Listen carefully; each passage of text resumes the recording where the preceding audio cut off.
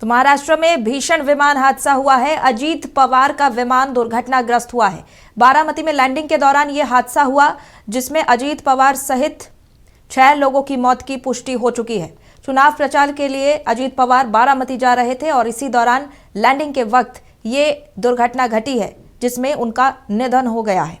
हालांकि डीजीसीए ने अब पुष्टि कर दी है कि जितने भी लोग सवार थे इस प्लेन में, कोई भी नहीं बचा है। हालांकि शवों की शिनाख्त हो रही है, जैसे जैसे पहचान हो पाएगी जानकारी दी जाएगी। तो बता दें, अजीत पवार जिला परिषद के चुनाव प्रचार के लिए बारामती जा रहे थे और इसी दौरान लैंडिंग के वक्त उनका प्लेन दुर्घटनाग्रस्त हो गया। किसी प्राइवेट कंपनी का ये चार्टर्ड प्लेन था, जिसमें कुछ गड़बड़ी पाई गई थी और इस कारण से विमान जो है दुर्घटनाग्रस्त हुई और इसी हादसे में अजीत पवार सहित 6 लोगों की जान चली गई है। हालांकि सुरक्षा एजेंसियां और प्रशासन की टीम मौके पर मौजूद है, जांच चल रही है।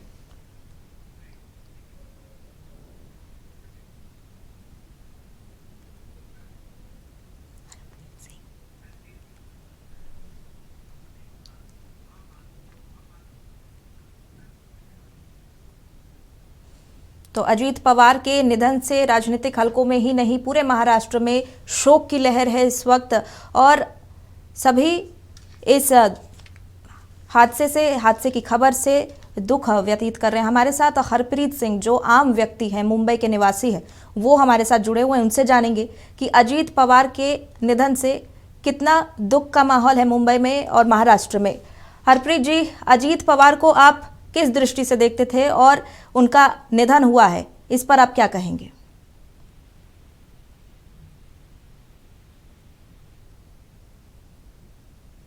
आप मानेंगे नहीं, तब से सिर्फ दुख की लहर है पूरे महाराष्ट्र में। अजीत दादा पवार नॉट ओनली एक बहुत ही फेमस पॉलिटिशियन है हमारे महाराष्ट्र के, but he is one of the backbone के महाराष्ट्र में इतनी तरक्की हो रही है। हमारे डिप्यूटी सीएम थे वो।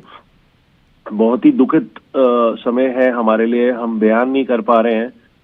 ये एक ऐसे मिनिस्टर हैं जो 6 बार हमारे लिए कैबिनेट में बैठे हैं, अलग अलग पार्टियों के साथ बैठे हैं, पर इस समय हम बहुत दुख में हैं। बिल्कुल, सिर्फ राजनीतिक शख्सियत ही नहीं, अगर राजनीति में उतरे भी थे तो जनता के लिए बराबर काम करते आए, खास करके किसानों के लिए और जो गरीब तबके के लोग हैं उनके लिए हमेशा से उन्होंने आवाज उठाई है। कितनी बड़ी क्षति हो सकती है राजनीति की दुनिया में भी? महाराष्ट्र पॉलिटिक्स वैसे ही थोड़ा सा अनस्टेबल चल रहा था काफी टाइम से, और अजीत दादाजी के लिए मतलब ऐसा है कि उन्होंने काफी हद तक महाराष्ट्र पॉलिटिक्स को होल्ड किया हुआ था। इस समय हमें नहीं समझ आ रहा है कि महाराष्ट्र में अब आगे क्या होगा, क्योंकि दादा की भरपाई कोई नहीं कर पाएगा मैडम, कोई नहीं कर पाएगा।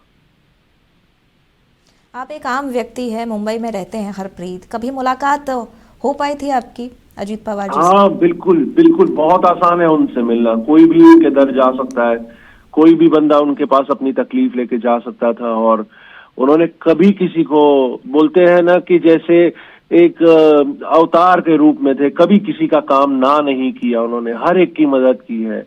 आज हमारे लिए पॉलिटिशियन नहीं खोया, हमने अपना बड़ा भाई खोया है, दादा खोए हैं, दादा। बिल्कुल, ये बहुत बड़ी बात आपने कही और जैसे कि आपने कहा कि आपने सामने से उन्हें देखा है, जब वो जनता से मिलते थे तो किस तरह से वो मिलते थे, क्या लगता था कि वाकई एक पॉलिटिशियन सामने खड़ा है? बड़ा भाई खड़ा था, बड़ा भाई, हमेशा एक बड़ा भाई देखा हमने। उन्हें दादा कहा जाता है महाराष्ट्र में, दादा उसी को कहा जाता है जो बड़ा भाई होता है। दादा नहीं रहे, आज ऐसे लग रहा है कि अपने घर का कोई सदस्य खो दिया हमने, और ऐसे दुखद खोया है, नहीं इसकी भरपाई नहीं हो पाएगी मैम। चलिए, कुछ यादें अगर हैं वो साझा अगर आप करना चाहें हमारे स्क्रीन पे।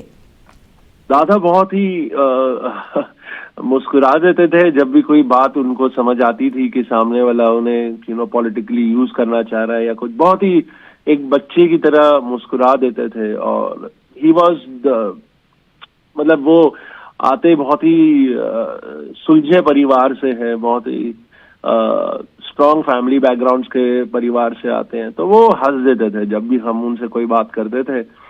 बड़ी ही मुस्कुराहट में करके मराठी में कह देते थे, ठीक है देखते हैं।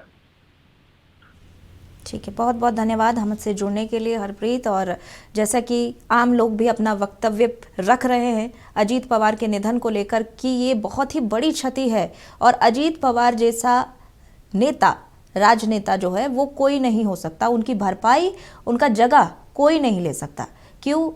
क्योंकि अजीत पवार एक ऐसे शख्सियत थे जो सिर्फ राजनीति ही नहीं, आम जीवन में भी आम लोगों के लिए आवाज़ बुलंद करने के लिए और आम लोगों की समस्याओं को समाधान करने के लिए हमेशा से सामने खड़े रहे थे।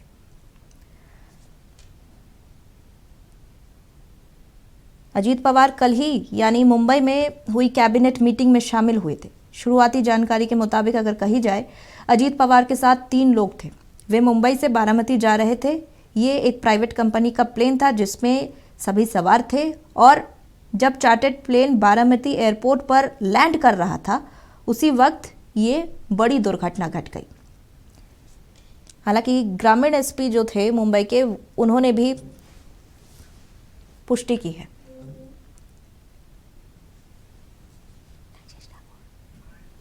चलिए, हमारे साथ झारखंड कांग्रेस के पूर्व प्रदेश अध्यक्ष राजेश ठाकुर हमारे साथ जुड़े हुए हैं। राजेश जी, जैसा कि अजीत पवार के निधन की खबर है, क्या कुछ आप कहेंगे? देखिए, बहुत ही दुखद खबर है। वो महाराष्ट्र के डिप्टी सीएम थे और एक सुलझे हुए नेता थे, आदरणीय शरद पवार जी के भतीजे थे और जो लगातार उनका एक राजनीतिक लंबा जीवन रहा और इस तरह से अचानक खबर आई कि उनका प्लेन क्रैश हो गया है और उनका निधन हो गया है, तो निश्चित रूप से हमारे लिए, पूरा महाराष्ट्र और देश दुनिया के लिए बहुत दुखद खबर है। बिल्कुल, लोग उन्हें एक सशक्त राजनेता के तौर पर देखते थे। राजेश जी, अगर पक्ष विपक्ष की बात ना करें तो किस तरह के राजनेता के रूप में आप उन्हें देखते थे? हेलो राजेश जी, आपको आवाज आ पा रही है मेरी? जी आ रही। हाँ। जी बिल्कुल, एक सशक्त राजनेता के तौर पर लोग उन्हें देखते थे। अगर पक्ष विपक्ष की बात ना की जाए तो अजीत पवार को आप किस नजरिए से देखते थे राजेश जी? ठीक है, बैठते हैं, वो लोग आ रहे हैं। हाँ, हेलो, एक्चुअली मैं भी प्लेन में हूँ अब। हेलो, ठीक है राजेश जी, बहुत बहुत शुक्रिया हमसे जुड़ने के लिए और अपनी बात रखने के लिए। तो राजनीतिक हलकों में अब शोक की लहर है क्योंकि अजीत पवार के निधन की खबर जो आई और अचानक ये विमान हादसा हुआ, अचानक उनका चले जाना, राजनीतिक हलकों में ये बहुत ही हड़कंप मचा देने वाली खबर है। और रिपोर्ट्स के मुताबिक पुणे ज़िले में विमान दुर्घटना में महाराष्ट्र के डिप्टी सीएम अजीत पवार और जो लोग उसमें सवार थे उनकी मौत हुई है। डीजीसीए ने भी इस पर पुष्टि कर दी है कि जितने भी लोग प्लेन में सवार थे उनमें से कोई भी नहीं बच पाया है।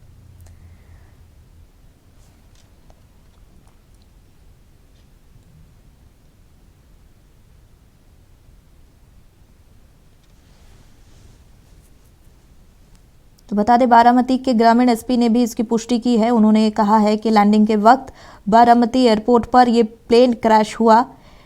इसमें एयरक्राफ्ट के क्रू भी शामिल थे। 3 शव बरामद किए गए थे और उन्हें अस्पताल भेजा गया था और बारी बारी से शव की जो है वो पहचान हो रही है। अब अजीत पवार के निधन की भी पुष्टि हुई है। डीजीसीए ने भी ये पुष्टि कर दी है कि प्लेन में जितने भी लोग सवार थे उनमें से कोई भी नहीं बच पाया है, सभी की जान चली गई है। हालांकि अजीत पवार बारामती एक चुनाव प्रचार के लिए जा रहे थे। पुणे में जिला परिषद का चुनाव है और उसी के चुनाव प्रचार के लिए अजीत पवार बारामती जा रहे थे और बारामती में ही प्लेन की लैंडिंग के दौरान कुछ गड़बड़ी हुई और ये बड़ा हादसा हो गया है। हालांकि वास्तविक कारण की जांच अभी प्रशासनिक और सुरक्षा एजेंसियों की टीम मौके पर पहुंच के कर रही है। धीरे धीरे जानकारी हम लगातार अपने दर्शकों को देते रहेंगे।